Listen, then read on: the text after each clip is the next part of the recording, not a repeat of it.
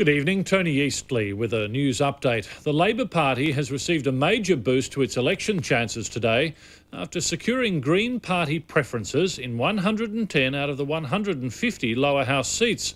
As the final week of campaigning unfolds, both major parties have now turned their attention to superannuation and family payments. The government is starting the week with a modest list of superannuation changes, an easing of the 15% surcharge on superannuation contributions by high income earners. We'd like to phase it down over the course of the term. But not abolish it. In the savings policy to be launched tomorrow, lower income earners would also get a tax rebate to make superannuation more attractive. Kim Beazley came up with a $33 million family account, allowing new parents to draw on future benefits. $1,000 a year for a year, whilst they have the child in their first year of the kid's life. It's $33 million bring forward over 4 years. I mean, that's nothing. Absolutely nothing. Mr Beazley's big salvo was a claim that the government's about to hit up to 200,000 families with bills for overpayments from Centrelink. The scandal of this election campaign. Backed up by a sheaf of leaked documents, Labor says families which had underestimated their income were facing big bills for family allowance overpayments. And the government's waiving of the first $1,000 debt had not solved the problem. Russell Barton, ABC News, Canberra. Supporters of military action against the Taliban have clashed with peace demonstrators at a rally in Sydney. A group supporting American action confronted a large crowd of demonstrators in Hyde Park. George W. Bush is saving the world from terrorism and John Howard's helping him. They were quickly surrounded by the peace activists. Why should we go all the way for a war? Why? Answer my question. The rally drew thousands of people, part of a nationwide day of protests. The demonstrators voiced concern about civilian casualties in Afghanistan, arguing that the bombing wouldn't stop terrorism.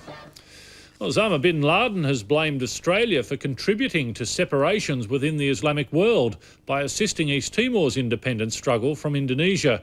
The al-Qaeda leader says it's an example of the many conspiracies carried out against the Muslim faith. ABC correspondent Michael Maher reports. Osama bin Laden's latest videotaped salvo was broadcast on Al Jazeera television.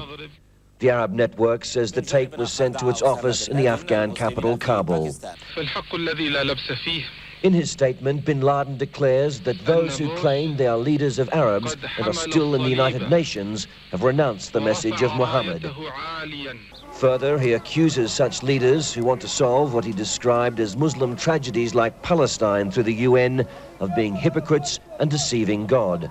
With no end to the war in Afghanistan in sight, and with the Muslim holy month of Ramadan fast approaching, Osama bin Laden appears to be stepping up his campaign to cast this conflict as a struggle between the Islamic world and the West.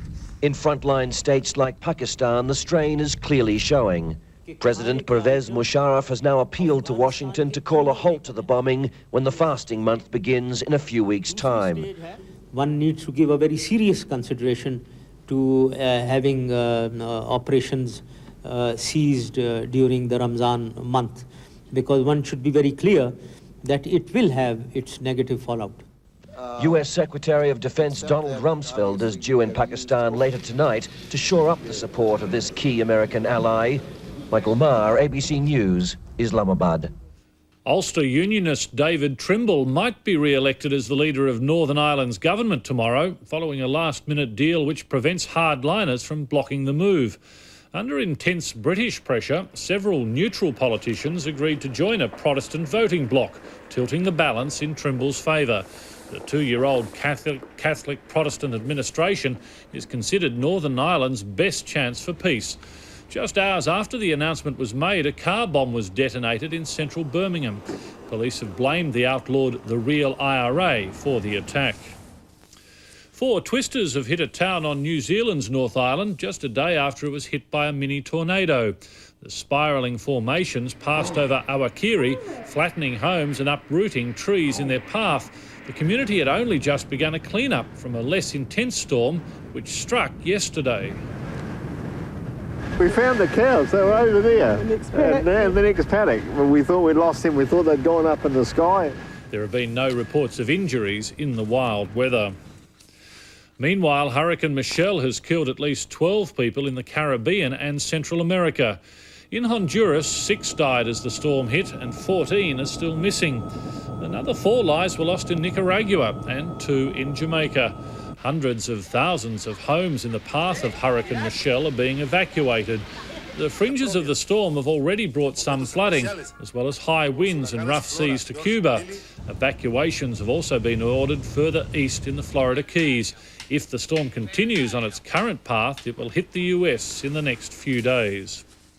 Now a quick look at our weather. It will be fine in Sydney and Perth, a late storm for Canberra and Darwin, rain for Adelaide, mostly fine in Brisbane, a shower or 2 for Melbourne, and rain developing for Hobart. And that's all from the ABC News team this evening. I'm Tony Eastley. Good night.